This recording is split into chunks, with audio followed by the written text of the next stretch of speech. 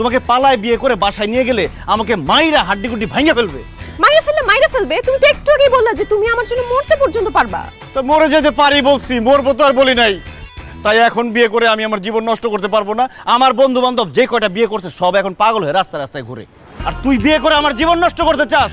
আজকে থেকে তোরে আমি চিনি না, তোর সাথে ব্রেকআপ। তুই যা, হু আর ইউ। কি বললি তুই? তুই আমার চিনোস না?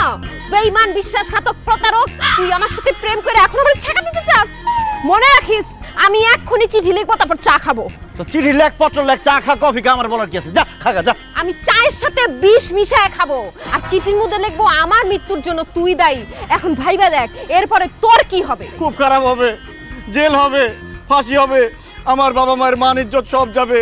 আল্লাহ রে, আমার জেলের মধ্যে সারা জীবন চলে যাবে, আমার ফর্সা চেহারাটা কালো হয়ে যাবে। না না মিতু, তুমি আমার সাথে এমন করো না। ঠিক আছে, করবো না। তাইলে এখনই আমাকে তুমি বিয়ে করে ফেলো।